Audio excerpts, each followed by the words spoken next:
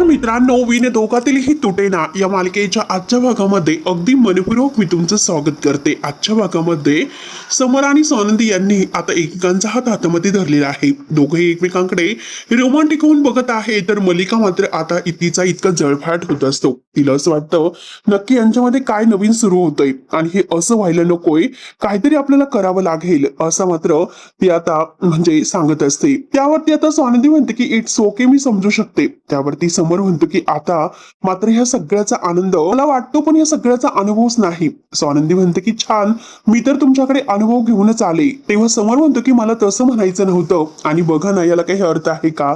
नाही। मल्लिका लगेच आता गुपचूप थोडीशी बाजूला होते आणि ऐकण्याचा प्रयत्न करत आहे। आणि आपण एकमेकांचे चांगले मित्र आहोत, तेव्हा आता आपण एकमेकांचे हात तर धरू शकतो। म्हणून समोर पुन्हा उभा राहतो आणि पुन्हा मात्र स्वानंदीचा हात धरतो। तो स्वानंदीला म्हणतो की खरंच आहे। स्वानंदी विचारते की काय? समर म्हणतो तुमचे डोळे खरंच खूप सुंदर आहेत। तेव्हा आता स्वानंदी थँक्यू असं म्हणते। समर म्हणतो की थांबा, अहो जाऊ नका। आणि खरं तर या डोळ्यामध्ये बघून ह्या डोळ्यांकडे मला सतत बघावंच वाटतं, एखाद्या चित्रासारखं। स्वानंदी म्हणते की तुम्हाला कंटाळा नाही येणार का? समर म्हणतो की काय तुमच्याकडे बघण्याचा? कधीच नाही। आणि ते दोघं एकमेकांच्या खूप जवळ आलेले असतात, एकमेकांच्या हात धरून एकमेकांच्या डोळ्यात बघण्यासाठी। तेव्हा मात्र आता हा अंशुमन धावतच येतो दादा करत। आता त्यांचं हे नाटक चालू असतं। आता मात्र समर आणि स्वानंदी यांनी दोघांनी एकत्र येऊ नये यासाठी यांचं हे नाटक सुरू आहे। आणि म्हणतो की अरे दादा चल ना, अरे मॉमला काहीतरी होतंय, ती खूप कसं करते काय माहिती, चल लवकरात लवकर, तिला खूप त्रास होतो। दादा हे बघ, मला काही सुचत नाही, लवकरात लवकर ये। तेव्हा समर म्हणतो की काकू काय झालं तुला? अचानक मात्र काकूला काय झालं, आलो मी असं बोलून आता समर धावतच बाहेर येतो। नक्की काय झालं असेल काकूला? आणि आता मल्लिका प्रॅक्टिस करत असते, डोकं आपलं भिंतीवर जरा आपटून घेत असते। आणि अगं मल्लिका, तुला हे तर करताच आलं पाहिजे। म्हणून आता अंशुमन धावतच येतो। तर अंशुमन म्हणतो की मॉम, अगं दादा आलेला आहे। समोर आता आलेला आहे बघून मल्लिका विचारते की कुठे आहे? अंशुमन म्हणतो की आलाच असेल। आणि तेवढ्यात मात्र आता ती जोरजोराने भिंतीवर डोकं आपटून घेण्याचा प्रयत्न करत आहे। आता मात्र अंशुमन जोरजोराने ओरडतो की अगं मॉम, तुला काय होतं? मल्लिका आता जोरजोराने डोकं आपटून घेत असते। हे सगळं त्यांचं आता एक नाटक सुरू असतं। आणि तेवढ्यात समोर तेथे येतो। समोर म्हणतो की काकू काय झालं? आणि तेवढ्यात तिथे स्वानंदी सुद्धा येते। स्वानंदी म्हणते की एक मिनिट काकू, काय झालं तुम्हाला? अंशुमन धरण्याचा प्रयत्न करतोय आणि म्हणतो की मॉम, ए मॉम। तेव्हा लगेच आता मल्लिका म्हणते की अरे मला काही सुचत नाही, असं वाटतं की डोकं फोडून टाकावं, नक्की काय झालं असेल तेच मला कळेना। तेव्हा अंशुमन आता रडण्याचं नाटक करतो। अगो मॉम, असं काय होतं तुला? प्लीज असं काही करू नको। आणि तेवढंच समोर होतं की असं अचानक काय झालं, कधीपासून डोकं दुखत आहे? तर लगेच आता मल्लिका नाटक करत म्हणते की अरे संध्याकाळपासून दुखतंय। समोर म्हणतो की अगं काकू तेव्हा सांगायचं ना, आणि काय झालं? तर लगेच आता मल्लिका म्हणते की अरे मला असं वाटलं होतं की गोळ्या घेतल्यानंतर फरक पडेल, परंतु कसला फरक आणि कसलं काय? मी बाम सुद्धा लावला पण नाही थांबत, डोक्याला हात लावते आणि आई ग करत असते। तेव्हा आता स्वानंदी म्हणते की कदाचित तुम्हाला मायग्रेनचा त्रास होत असेल। सर मल्लिका म्हणते की छे, मला कसला तो त्रास? एवढं काही नाही आणि एवढं छोटं काही नाही, आणि मला तर असं वाटतं की माझ्या डोक्यामध्ये गाठ आलेली आहे वाटतं। तेव्हा आता समोर म्हणतो की काकू अगं तू काय बोलतेस? अगं असं काही झालेलं नसेल। तेव्हा आता मल्लिका जोरात ओरडते की समोर मला सहन होत नाही। तेव्हा आता समोर जोरात ओरडतो की म्हणतो की काकू असलं काही करायचं नाही, आणि जर तुला काही झालं तर काय करायचं? असं काही करू नको। समोर म्हणतो की अगं हे बघ, आत्ताच्या आता आपण डॉक्टरांकडे जाऊयात। काकू म्हणते की नकोय, मला डॉक्टर वगैरे काही नकोय। समर म्हणतो की काकू मी तुझ्या सोबत आहे, चल डॉक्टरांकडे। तर लगेच आता मल्लिका म्हणते की नकोय, अरे जर मला काही झालं तर माझ्या आयुष्याकडे कोण बघेल? आणि म्हणून जोरजोराने आता रडण्याचं नाटक करत आहे। आता मात्र समर म्हणतो की काकू चल ना। कसं बसं मात्र आता काकूला ते हॉस्पिटलला घेऊन जातात। काकूला तर हेच हवं असतं, कारण स्वानंदी आणि समर एकत्र येऊ नये यासाठी तिचं हे नाटक चालू असतं। आता ते सगळेजण आता हॉस्पिटलला गेल्यानंतर मात्र समरला आता खूप टेन्शन आलेलं असतं, आणि त्याहून स्वानंदी आता विचार करत असते, आणि सगळेजण मात्र हॉस्पिटलला गेलेले आहेत। तेव्हा आता लगेच स्वानंदी म्हणते की काकूला नक्की असं अचानक काय झालं असेल? नक्की काही होतं का त्यांना, की त्यांचं डोकं दुखतं, की ते नाटक करत होत्या? असा विचार करत असताना तेवढ्यात येते आता अंशुमन धावतच येतो। अंशुमन स्वानंदीकडे बघत असतो आणि हसतोय। अंशुमन म्हणतो की काय, कसला विचार करत आहात? मॉम नाटक करत आहे हेच तुला वाटत होतं ना? हे बघ, नाटक करत असेल आणि नसेल पण माहिती नाही, परंतु हे बघ, तुमच्या रोमॅन्टिक आता याच्यामध्ये मी डिस्टर्ब तर केलं, म्हणजे तुमच्या प्रेमाच्या मध्ये मी आलो, तेव्हा आता स्वानंदी म्हणते की नाही रे, अरे तू वेडा आहेस, आमच्या प्रेमाच्या मध्ये कोणीच येऊ शकत नाही, कारण आमच्या प्रेमामध्ये खूप ताकद आहे आणि तुझी तर तेवढी पात्रता सुद्धा नाही. तेव्हा आता अंशुमन म्हणतो की मी तुला सांगितलेलं आहे की तुम्ही 6 महिन्यानंतर वेगळे होणार आहात, हे माझं चॅलेंज जर तुझ्या लक्षात असेलच, हे सगळे माझे शब्द आहे तर ते लक्षात ठेवा. स्वानंदी ऐकून घेते आणि म्हणते की कावळ्याच्या शेपाने गाय मरत नसते, आणि मुळात म्हणजे आमचं नातं आणि आमचं प्रेम इतकं तकलादू नाही. ज्या परिस्थितीत आमचं लग्न झालं असेल, आता मात्र आमची परिस्थिती जी काही आहे ती बदललेली आहे, त्यामुळे मी इतकं ठामपणे सांगू शकते त्यामध्येच आता देवाची काहीतरी योजना आहे. आम्ही नक्की एकत्र येऊ शकतो आणि बघूयात देवाच्या पाठिंबा कुणाला आहे. जो काही आमचं प्रेम आहे, बघूयात आमचं प्रेम खोटं ठरतं की हा जो काही मायलेकांनी तुम्ही आता खोटेपणा चालवलेला आहे तो अगदी खरा ठरतो. नंतर आता दुसऱ्या दिवशी स्वानंदी छान तयार होते, देवासमोर येते, देवाला हात जोडते आणि म्हणते की देवा, मला माहिती नाही की मागच्या जन्मी मी कोणतं पुण्य केलं होतं म्हणून राजवाड्यांसारखा मला नवरा मिळाला, आणि हे बघ देवा, त्यांचं प्रेम माझ्यासाठी सर्वस्व आहे आणि फक्त त्या प्रेमाला जपण्याची ताकद मला दे. तेव्हा आता समरने आता रूम मध्ये गाणी लावलेली असतात आणि मस्त तो गाणी रोमॅन्टिक ऐकत असतो, आणि तेवढ्याच स्वानंदी आत येते. स्वानंदी आपले केस ओले आहे तर ते कोरडे करत असते आणि समोर रोमॅन्टिक होत तिच्याकडे बघत असतो. स्वानंदीचं लक्ष जातं आणि स्वानंदी सुद्धा आता रोमॅन्टिक होत आता समरकडे पाहत असते. तेव्हा समर मात्र स्वानंदीच्या जवळ येतो आणि स्वानंदीकडे बघत मात्र तिच्या चेहऱ्यावर आलेली केसांची बट अलगद बाजूला करतो आणि रोमॅन्टिक होऊन तिच्याकडे पाहतच असतो. स्वानंदी विचारते की काय झालं, तुम्ही असं का बघतात? समर म्हणतो की मी माझ्या बायकोकडे बघतो, सुंदर बायकोकडे, आणि तो आय लव्ह यू म्हणतो. स्वानंदी खूपच हसते आणि ती सुद्धा म्हणते की I love you too you. तेव्हा समर तिला जवळ घेतो. स्वानंदी म्हणते की अहो थांबा, दार उघडं आहे. समर म्हणतो की कोणी येणार नाही आणि अलगद तो तिला धरतो, आणि तेवढ्यात तो स्वानंदीचा किस घ्यायला जाणार, तोच लगेच मलिका धावतच येते समर करत, आणि समर आता आणि स्वानंदी कावरी बावरी होतात आणि बाजूला होतात. तेव्हा लगेच आता मलिका म्हणते की अरे समर, समर स्वानंदीकडे बघत असतो आणि अरे खरंच समर, मी नॉक करून यायला हवं होतं आणि मी विसरूनच गेले. आता मात्र मी तुमच्या खोलीमध्ये नॉक करून यायला पाहिजे, आता यापुढे तसंच करावं लागेल. समर विचारतो की काकू तब्येत कशी आहे आता तुझी?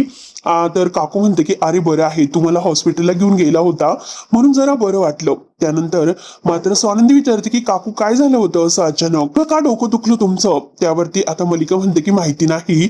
समोर म्हणतो की हो ना, डॉक्टरांनी आता म्हणजे काही टेस्ट केल्या, त्यानंतर मात्र निदान कळालं की काहीतरी आता हेवी अशी ऍसिडिटी झाली असेल. किंवा आता मलिका म्हणते की हो, औषध दिलेली आहे त्यामुळे मला आता बरं वाटतं जरा. समोर म्हणतो की काकू ती औषध वगैरे आता वेळेवर घेत जा. बस मलिका म्हणते की हो समोर नक्कीच घेत जाईल. स्वानंदी म्हणते की जरा पथ्य सुद्धा पाळा जमलं तर, पण असं मसालेदार आणि काही असं तेलकट वगैरे तब्येतीसाठी तुमच्या चांगलं नाही. त्यानंतर आता समर विचारतो की काकू मला सांग की तू कशासाठी आली होतीस? किंवा आता मलिका म्हणते की सांगायचं राहूनच गेलं, कारण निकिता आलेली आहे खाली आणि काही माणसांना घेऊन आली. आणि तर समोर विचारतो की कोण माणसं? निकिता आता कशासाठी आली? तर मलिका म्हणते की ती काहीतरी म्हणत होती की तुमची पहिली रात्र, सुहाग रात्र वगैरे, मला माहिती नाही नक्की तिचं काय चालू आहे आणि मला तर बोलायला सुद्धा लाज वाटते, परंतु आजकालच्या मुलींना लाज कशी वाटत नसेल. स्वानंदी मात्र हसते आणि लाजत असते. ती खाली पाहत आता समरकडे पाहते. समर म्हणतो की आमची पहिली रात्र, आणि तो तिच्याकडे बघतोय. तेव्हा मात्र आता लगेच स्वानंदी लाजते आणि म्हणते की मी आलेच. तेव्हा मलिका म्हणते की अगो बाई, म्हणजे स्वानंदी सुद्धा आता लाजायला लागली तर, आणि हे सगळं काही उघड्यावरच चालू आहे. बरं झालं माझा जन्म ह्या वेळेत झाला नाही. त्यानंतर आता इकडे निकिता सगळं काही डेकोरेशनचं सामान घेऊन आलेली आहे.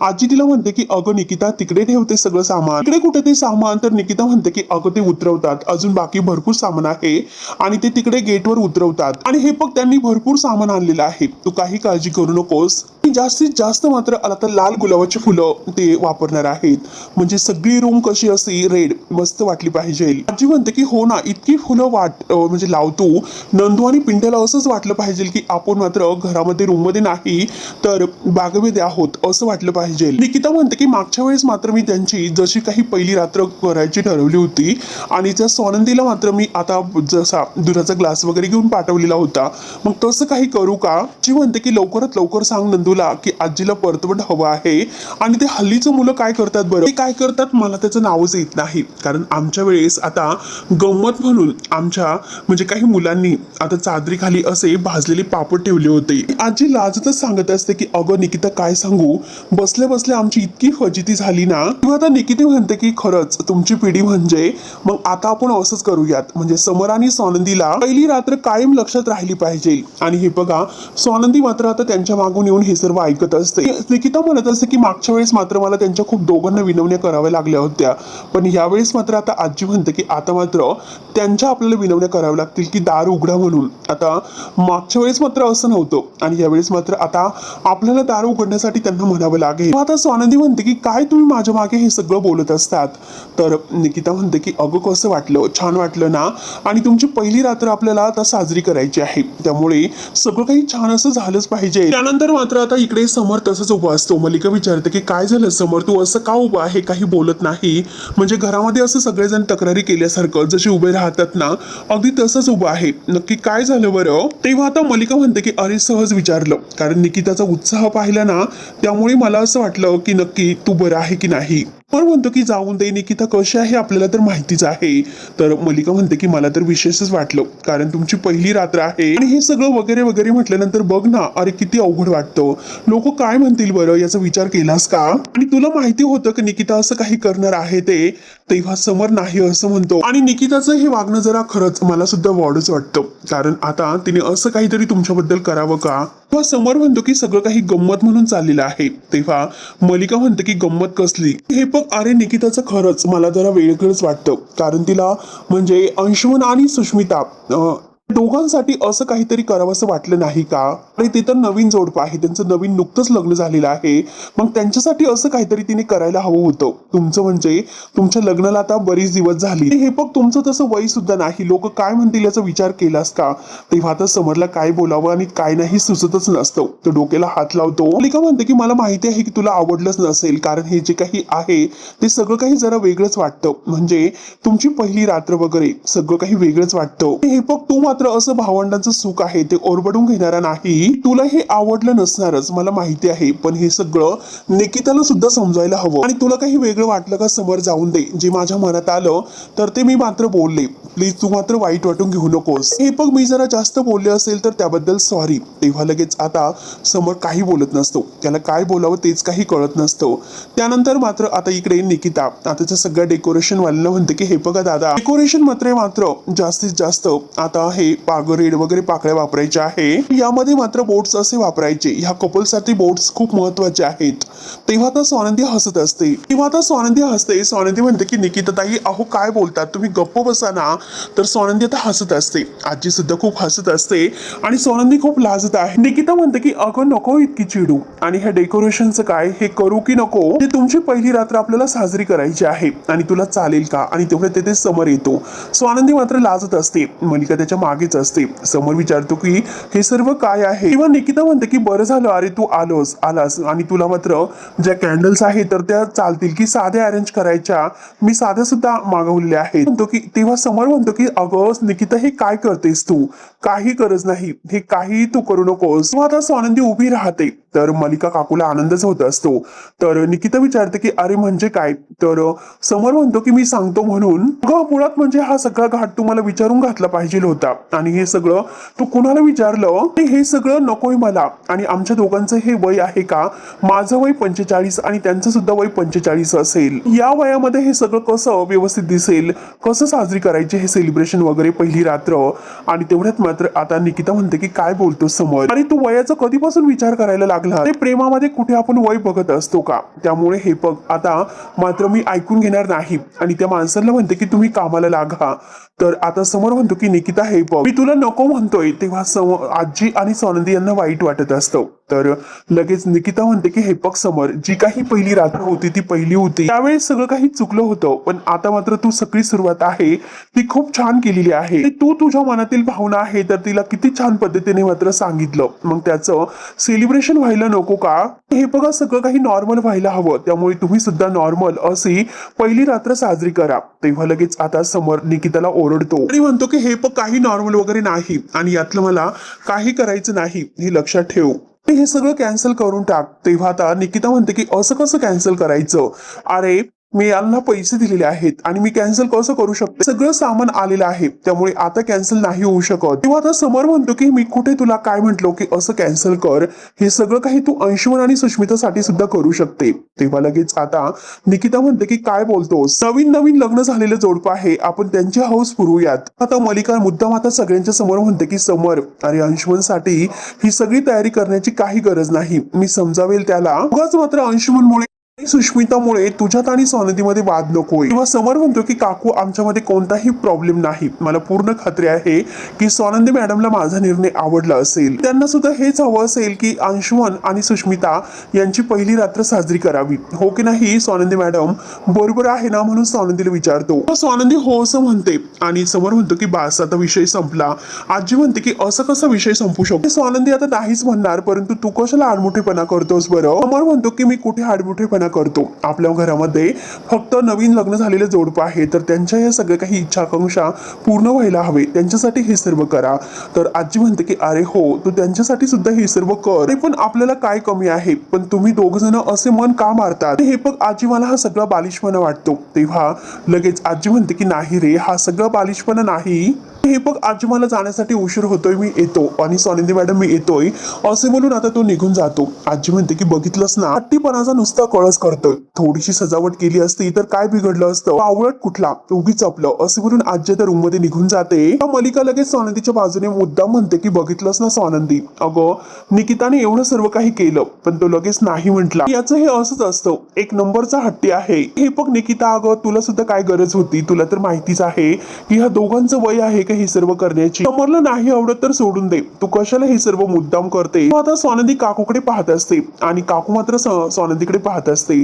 तर मित्रांनो, हा भाग येथे संपतो. पुढील भागामध्ये नक्की काय होतं हे बघायला विसरू नका. तोपर्यंत धन्यवाद.